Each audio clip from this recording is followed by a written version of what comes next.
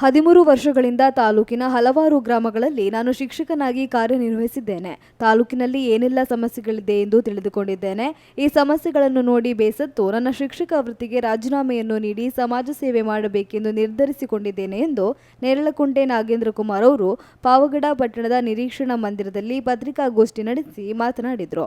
ಇನ್ನು ಈ ಸಂದರ್ಭದಲ್ಲಿ ಮುಖಂಡ ಮಂಜುನಾಥ್, ನರಸಿಂಹಮೂರ್ತಿ, ತುಮಕುಂಟೆ ಗೋವಿಂದಪ್ಪ, ಎತ್ತಿನಹಳ್ಳಿ ಲೋಕೇಶ್, ರಾಜವಂತಿ ನವೀನ್ ಮತ್ತು ಇನ್ನು ಇತರರು ಉಪಸ್ಥಿತರಿದ್ದರು. ಕಾಲೇಜಿನ ಶಿಕ್ಷಣ ಮುಗಿಸಿ ಅಲ್ಲಿಂದ ನಾನು ಡಿ.ಎಡ್ಗೆ ಬೆಂಗಳೂರಿನಲ್ಲಿ ನಾನು ಒಂದು ಶಿಕ್ಷಣ ಮುಗಿಸಿ ಪಾವಗಡದಲ್ಲಿ 13 ವರ್ಷಗಳ ಕಾಲ ಶಿಕ್ಷಕರಾಗಿ ನಾನು ಸರ್ಕಾರಿ ಪ್ರಾಥಮಿಕ ಶಾಲಾ ಶಿಕ್ಷಕರಾಗಿ ನಾನು ಸೇವೆ ಮಾಡಿದ್ದೇನೆ.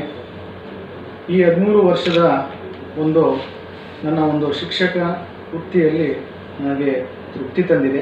ಒಂದು ಶಿಕ್ಷಕ ವೃತ್ತಿ ಅಂತಕ್ಕಂಥದ್ದು ಒಂದು ಶಾಲೆಗೆ ಒಂದು ಶಿಕ್ಷಣಕ್ಕೆ ಒಂದು ಸೀಮಿತವಾಗಿರುವುದರಿಂದ ನನ್ನ ಒಂದು ದೃಷ್ಟಿ ಎಲ್ಲ ಸಮುದಾಯದ ಎಲ್ಲ ಕ್ಷೇತ್ರಗಳಲ್ಲಿ ಸಮೇತವಾಗಿ ಒಂದು ಸಮಾಜ ಸೇವೆ ಮಾಡಬೇಕು, ಎಲ್ಲ ಕ್ಷೇತ್ರದಲ್ಲಿ ನನ್ನ ಒಂದು ಹೆಸರು ಅಂತಕ್ಕಂಥದ್ದು ಇರಬೇಕು.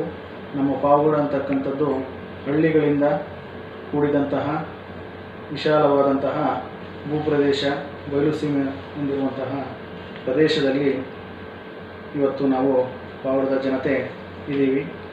ನಮ್ಮ ಪಾವಗಡ ತಾಲೂಕಿನ ಪ್ರತಿಯೊಂದು ಹಳ್ಳಿನಲ್ಲಿ ಸಮೇತವಾಗಿ ಇವತ್ತು ಬಹಳಷ್ಟು ಮೂಲಭೂತ ಸಮಸ್ಯೆಗಳಿದ್ದಾವೆ.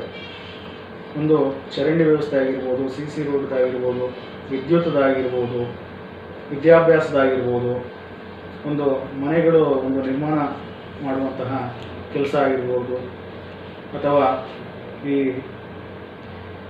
ನೀರು ಒಂದು ವ್ಯವಸ್ಥೆ ಆಗಿರ್ಬೋದು, ಈ ರೀತಿಯಾದಂತಹ ಬಹಳಷ್ಟು ಮೂಲಭೂತ ಸಮಸ್ಯೆಗಳಿಂದ ಬಳಲ್ತಾ ಇದೆ. ಆ ಸಮಸ್ಯೆಗಳನ್ನು ನಾವು ಬಗೆಹರಿಸುವ ಒಂದು ನಿಟ್ಟಿನಲ್ಲಿ ಹೋರಾಟದ ಮುಖಾಂತರ ಮಾಡಬೇಕಾದದ್ದು ಅವಶ್ಯಕವಾಗಿದೆ.